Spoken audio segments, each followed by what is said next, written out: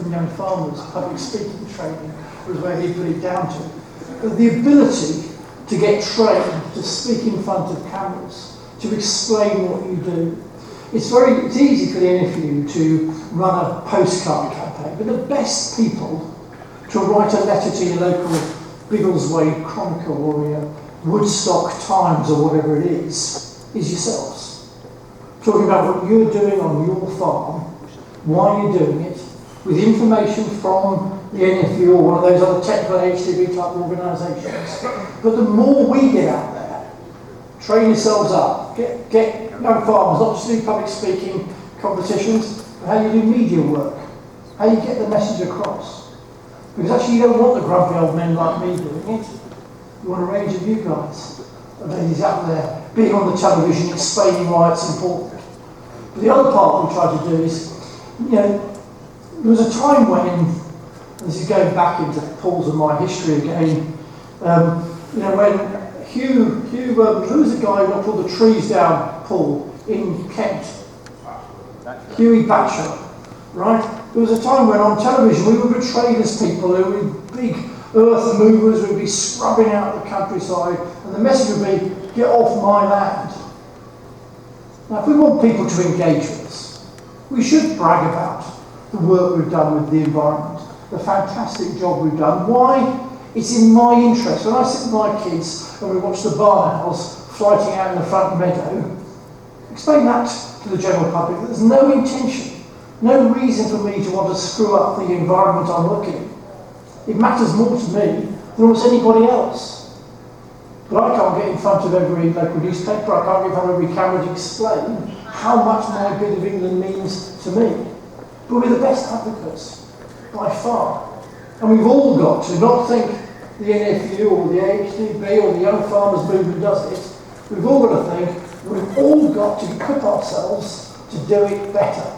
And the more we can convince people as well how important this industry is, and it was an argument I used a few years ago, if the notion is, as some politicians used to think probably 8 or 10 years ago, that we can turn the whole of the UK into a park, stop farming and import us food from other parts of the world, I think that's bloody immoral. Because we're rich, we can go and buy someone else's food. We have a duty to sustainably find smart ways, and I think the technology I've talked about earlier on, the use of big data, smart precision farming technology, we've got to find ways of producing more food, but in a smart way that really enhances the environment. You never thought you'd hear me say that, Paul, did you? Ex-chair of Natural England's now going to say, you thought I was like a conversion, aren't you? Lindsay, I want to publicly completely dissociate myself entirely from being bracketed with Peter Kendall as a grumpy old man. Old maybe, but grumpy no, and certainly not a git. The big challenge I have, sort of saying a few words here, is that I actually agree with nearly everything that Peter says. And he has changed his tune, and that is pretty damn good. But one of the challenges, it seems to me, to face all of us, still, despite the work that Peter claims the NFU have done over his tenure as president, is getting teachers, educationalists, the whole education system, to recognise agriculture as exactly the place Peter describes it: exciting, forward-looking, technological, a tremendous place to be. I wish I was 21. I know I said this last year at the convention, and I shall say it again tomorrow, because it's such a wonderful industry, and yet it's still not perceived as such by the teachers, the universities, the colleges, unless they're straight agriculture. How, panel, do we overcome that? I think tying in with that and carrying on from the other points is getting out there and promoting agriculture as much as you can. I went to a school of about 1,200 children, and the only children off farms were myself and my sister. So we are farming in a highly urban area. The predominance of my friends, if you want a better word, on Facebook, are not working on farms or in farms. So to try and put on there take a load of stick from the people who are in farming about going on trips around the world and going on business courses at Rabobank and doing this and all the rest of it, but actually portraying our industry in a far better light than people presume it is. 'Cause I'm so lucky to have been to all the things I've been to, met the people I've met, New Zealand, all the rest of it. I just want to show that actually this is what you can do in farming if that's what you want to achieve. And to that end, I've recruited, as told a few people this weekend, I've recruited 2 people recently from who just worked in Leeds. One spent 20 years working in a glass factory, and a girl who's 25, she's been working in a call centre, and they both now work on dairy farm and think it's the best thing they've ever done. They've spent, the guy in the factory said he'd spent the last 15 years looking at the clock to see if it was break time, it was home time, and he can't stay on the farm long enough now. And funnily enough, he's getting paid more. This is the thing, that people in agriculture get paid far better than people in the town. Get that across, get all the advantages of farming across. I think the shortage of farmers willing to be gone in the media. I'm a bit of a media tart, so I suppose I put myself forward for it. But I think, actually joking apart, I think you need more people that can go and do that. I mean, I like to hold a Q&A clinic in my local pub every Friday tea time. It's absolutely free. I'm extra on there every week. People can come and ask as many questions as they like. And I'd say to Catherine, it probably only lasts an hour, normally lasts 3. That's the interest in agriculture at the moment. I think we're on a roll with it now. I think we've just got to keep the public's interest, open farm Sunday, all the rest of it, really keep it going now and change people's attitudes for a career and for buying our food. Can I pick up Paul's bit a bit as well about how we move this forward? And I don't think, Paul, we've worked together a lot. There's no simple fix to how we sort out the issue around schools, around the role of farming. Tom made a really valuable point about the money you can earn from the farming industry. We did a document at the NFU in 2008. It coincided with the last Royal Show ever. And it was a document called Life on the Land. It was about how the different sort of roles you could engage. And in there was a poultry farmer. One of the pages, the story was someone going into poultry. He'd made a lot of investment. It was probably 15 years. And he was now making £100,000 a year.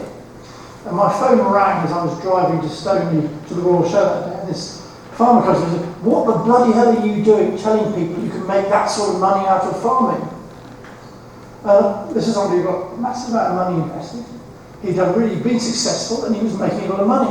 And I thought, if you want young people to be attracted by this industry, why don't we let people know what's possible from farming?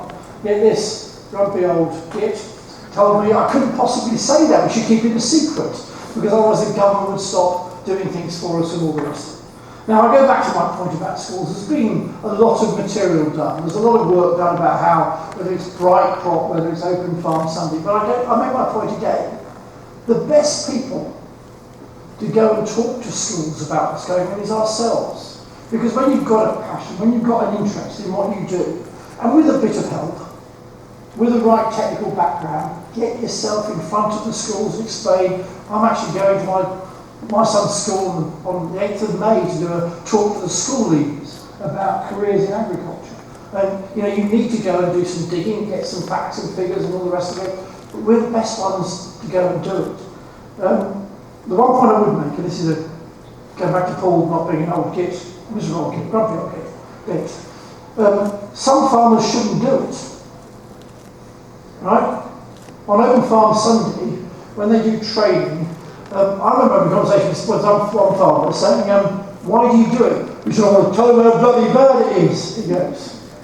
Now, as I say, some farmers have got good people skills. Some should probably go and see Tom on the pub on a Friday night and have that discussion with him, because we're all different, and perhaps that person who isn't so engaging and got the personal touch should drive the tractor on the Open Farm Sunday for his neighbour, rather than do it to have his moment in the sun whinging and telling people how crap it is. That's the day job. as AGRI Steering Group Chair for this year, one of my major goals for me is to look into education and how we're interacting with young farmers and education. I would really love to have some sort of source put together by the end of the year of careers in agriculture and really shout about what all our members do, because we all have rural interests and we're all in such a varied amount of careers within agriculture. It's fantastic. Coming from my background in Kent, we're really lucky. We've got a load of school farms. We've got that captive audience there, and we've got some teachers, I won't say all, some, that are really switched on into agriculture and its possibilities. And some of those have come through young farmers, gone on to be teachers, and are now working at these schools. And I think that's great, and I think the rest, everybody else should be making this as possible for everybody. So there's such a stereotype I've found talking with some teachers, and it is quite wide within teaching, but there's not a lot to do in farming. You're either sitting on a tractor, or to put it quite bluntly, you're shoveling shit all day. And I don't do that. And there's so many people in this room that don't do that, yet they still work in agriculture, and they earn money, and they are doing the job that they love in the industry that they love, where we all know how much opportunity and how much scope there is for new entrants, and even the people in this room to get involved. Could I pick up a point on the question about the chemicals and pesticides specifically? I understand that it's non-commercial use of glyphosate. It's been banned in Holland, so farmers can still use it. There is a campaign to reduce it, but it's a bit like we're working at in the UK, whether it's the voluntary initiative, responsible use of slug pellets. There's an element here of how we proactively have to get out there and demonstrate we're using it in a smart way. And I just think it's a early warning system what's happening in other parts of Europe, why we have to be demonstrating to the public. And remember, 82% plus of the population in the UK are deemed to be urban. That means we've got to work our backsides off to explain what we're doing, why we're doing it, that we do care about watercourses, we do care about the wildlife because it's our actual working environment. Brilliant. The last question we've been sent in is from Sam Dilcock. I'd like to ask him to take the microphone. Good afternoon, ladies and gentlemen. Sam Dilcock from Yorkshire Federation of Young Farmers. My question is, accidents occur on farms all the time.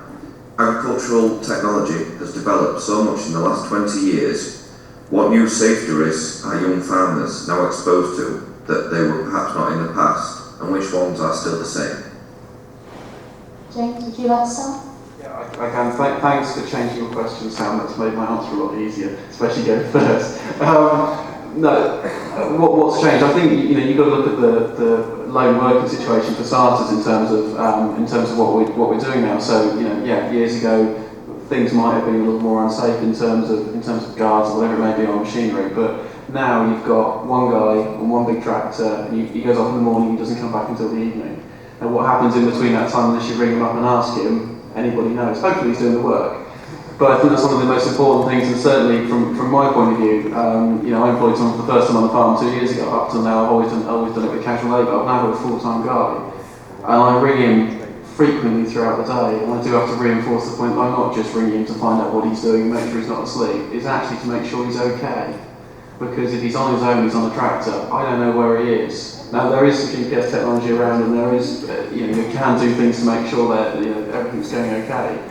That still doesn't allow for that fact that he is on his own. So I think that's one of the most important things, and there's so much information available out there to make sure you do the right thing with health and safety, and even if it's a basic review on your farm, make sure you get everything right before you even have someone on the farm to do any work at all. Peter? Yeah, look, I'm no guru of modern technology, but I do think there's a massive opportunity of how we use, whether it's GPS, whether it's telemetry, to actually really monitor how people are working on farms and keep an eye on people. But you know, from my days of working closely with the NFU Mutual, the two biggest causes of death on farm, sorry to be so morbid about it, are people going through roofs and elderly people with livestock. And you know, a lot of that is just about information, people learning. The number of farmers who think they'll climb on a roof and sort a problem out. So any messaging, how you convey that to people, you know, is really important. You know, look at the issues around TB testing, handling of cattle and all the problems that go with that. So, you know, let's be aware of where the real issues are, and some of that's about education. I think telemetry, I think GPS systems, the monitoring of machinery and where it's moving is a real potential. But the challenge, I am optimistic that as the industry becomes more high-tech, some of those corners we used to cut, and let's hold our hands up, you know, I've got horrendous memories of doing things with bailies that you should never ever have done in a month of Sundays. Yet technology's moved on where things have safety systems. You know, the day when the first person demonstrated a combine that steered itself until I get off the seat and walk beside it. And now, of course, as soon as you get off the seat, the combine cuts down and everything stops immediately. All of that stuff needs to be built in. But I'll go right back to basics.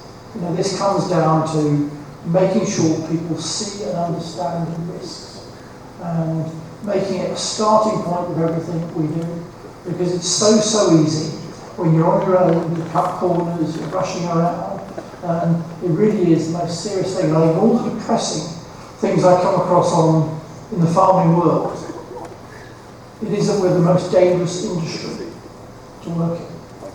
That is profoundly depressing. And we need to find a way of making sure that young people who want to come and build careers or work with us or partners with us need to know that we're busting a gut to make sure it's a safer industry to work in.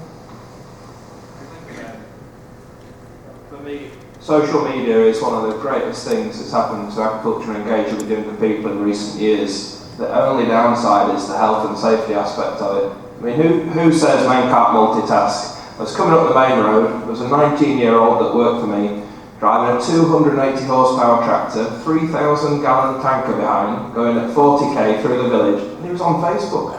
I mean, what an amazing skill that lad must have to actually be able to monitor his Facebook account while he was driving all that through.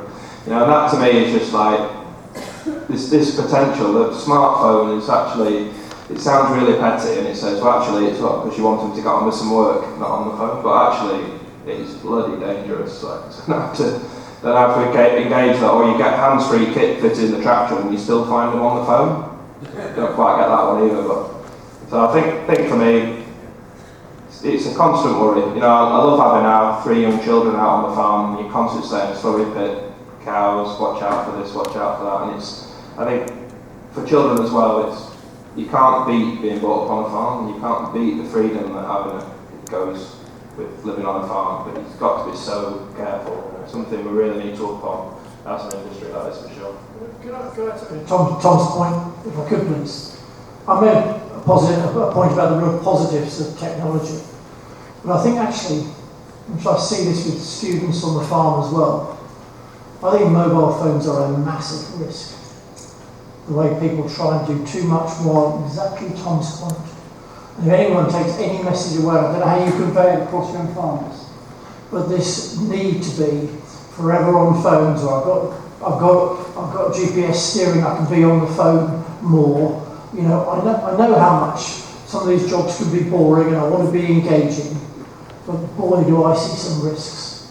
You hear of people, you know, having really horrendous accidents, and they go back and they check phone records to see were they on the phone or had they just been on the phone. We've really got to think hard about when people are using dangerous farm machinery to be engaged in some sort of social chat at the same time. That is a real risk. Lots of positives to be engaging with people, but boy, that's taking people's minds off the job as well at the same time. Sorry to be. They're probably on the phone talking to somebody else who's also operating a dangerous machine somewhere else. So you're actually doubling up the whole chances of something going on. absolutely agree with all your points about using mobile phones and farm machinery, but I'd like to actually say my mobile phone is my best friend when I'm at work. I'm self-employed, I'm quite often off on my own on farm.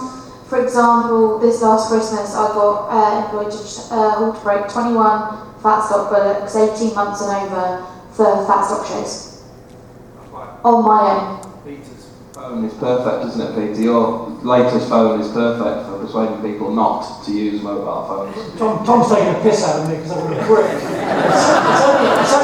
It's only... Accept that abuse, I've been there, and I was better off with that phone than a smartphone. Absolutely, I had a smartphone. This gets reception in the last 2 days. It's brilliant. Sorry, Tom. But I would ring someone when I started work and say, I'm going to be an hour, maybe 2, and I'll ring you when I finish. Because if anything had happened to me when I was on my own, and there's people in and out the yard of machinery, I was in a building on my own, if they didn't happen to look over the gate and see me on the floor, could be there for God knows how long until someone found me. And I completely take your points, but it's responsible use as much as overuse, I think. I think something you have to be quite strict on as well, particularly with employees, in terms of, my lad's on his own, he's working all the time, he's always on his phone. But when I'm there, he's off his phone. And I actually had a word with him after a while just to say that, you've got to stop doing this. We were moving some wheels the other day. I was balancing something on the front of the forklift. He was on there with his phone by his ear, and he did something he shouldn't have done. And he knew he shouldn't have done it. But you've got to reinforce that message that, yeah, we can all multitask, but at times if there's 2 of you around, it's bloody dangerous. I just think it's a really difficult balancing act. I think the point about it being a very good friend, and a really important tool. But I've seen people flying down major roads on fast tracks on mobile phones, and it's bloody lethal. Completely right. We've got to the end of our pre-given in questions now, so are there any questions from the floor that anybody's burning to ask?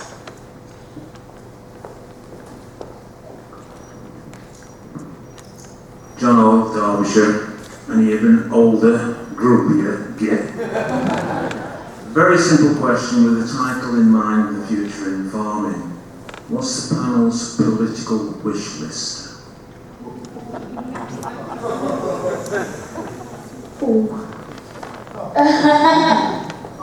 My boss now is George Eustace, maybe for a few more weeks, who knows. I have to go and have a job spec doing the chairmanship of AHDP, so I can't have any political colour whatsoever, but I've never held back on all of this. We need some, as business people, we need stability. We don't need extremes. I worry a lot about the future of agriculture with a big navel gazing over Europe. So I'd like to get that decided and put to bed. So, I'm in the break of my brother planning some new investments on our farm. We need some stability. And that means, for me, neither extreme of one or the other.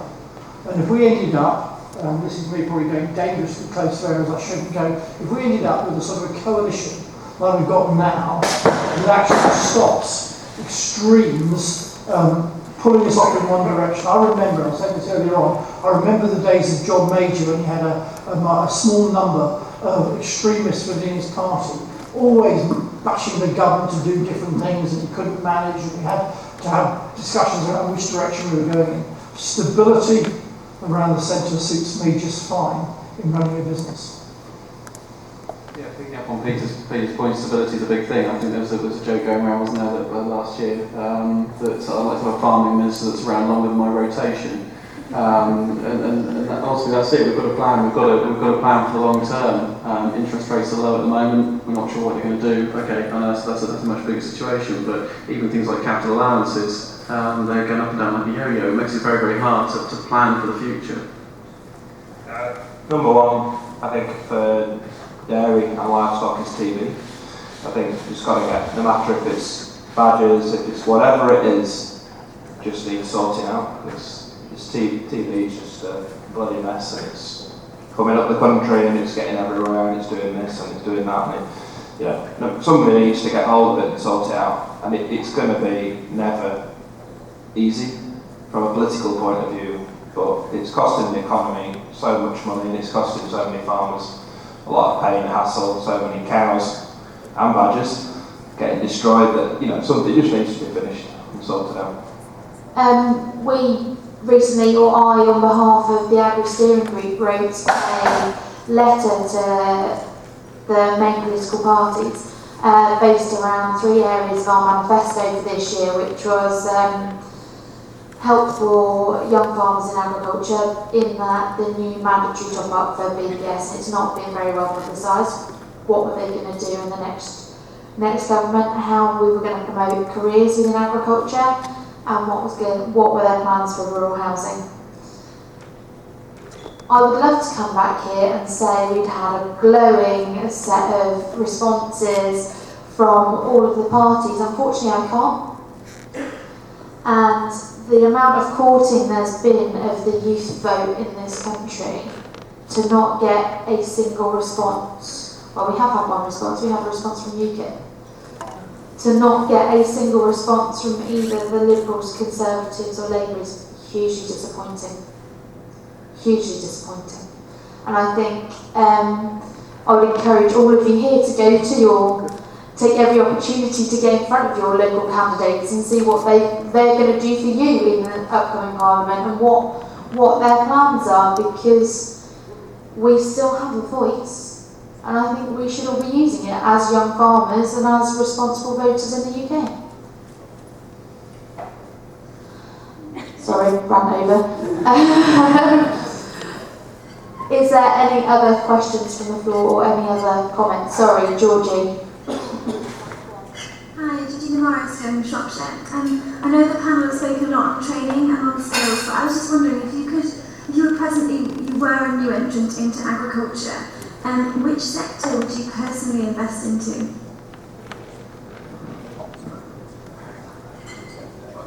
If I was to say, okay, I've got a blank canvas, what would I go into? If I'm honest, it would be one of the unsubsidised industries. That would be my gut feeling, because the marketing, the backup, everything that goes towards those is so well geared, because it's had to do it unsupported, that I would probably go down that route. And even to the points of where what we're doing, is a purely agri business, we're looking to diversify into something that is unsubsidised, something that will provide a little bit of stability and a bit of core business to the rest of it. Tom, would you get out milk? Dairy is obviously the most important sector of agriculture in the world, so that's just a given. I understand and respect that you boys enjoy your holidays, your shooting, all the rest of it. But we like to work hard, enjoy ourselves at work. No, we've got a thriving sector, which is so important actually for feeding the world. And no, I wouldn't want to be in any of them. We aren't really subsidised in dairy. Not really. We get a very small single farm payment. It's more a gesture of goodwill rather than. No, so definitely dairy is the way to go. Because actually, in New Zealand, arable farms are known as dairy support, and I can actually see that happening in the UK as well. Tom's obviously worried about his support payments. I think exactly the same as everybody else in your land classification, Tom. I'm exactly with James actually, and one of the things I've been trying to say about unsupported sectors, about how if we looked at what do we mean by sustainable intensification?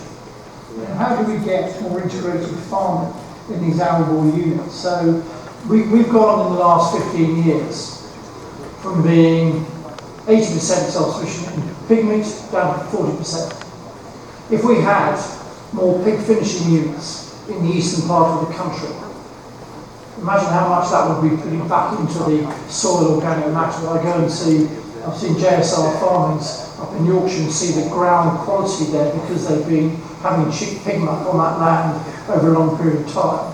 If you talk to Tim Lamyman, who had the world record, I think, for all seed records and the cereal records, he puts chicken muck on the land as well. So pigs, poultry, growing demand for those product sources of protein. Be very careful to some of the farmers in the West Country when I say producing meat other than really fall down or get shot in overdrive, so I have to be very careful. But yeah, there's some unsupported sectors, there's some growing market sectors that I think are showing real signs of opportunity for farmers. Brilliant, thank you. Unfortunately, we're running out of time. I'd like to take my opportunity now to thank you for all being here. It's been fantastic to have so many people here. And I'd like to invite Sam Dilcroft up to do the vote of thanks.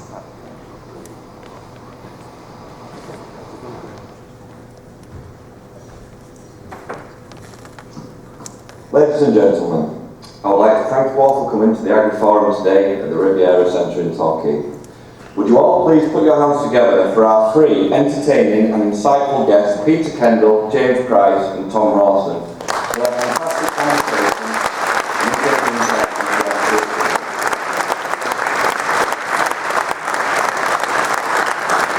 And please don't be worried about our future in farming. The young farmers here today are very broad shoulders, and we will always deliver what the world needs to sustain itself. I would also like to extend my thanks to Joe Wiles, to Lindsay Martin, and to Russ Carrington, and the rest of the Agri Steering Group for their work and their contribution to this event. A lot of effort goes in behind closed doors to arrange and deliver such entertaining features for all the members. Thank you all very much for coming.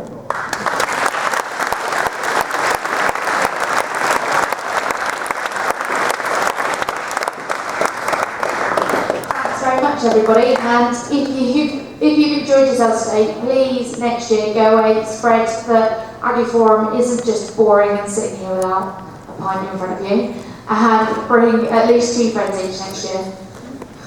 Cheers, thanks a lot.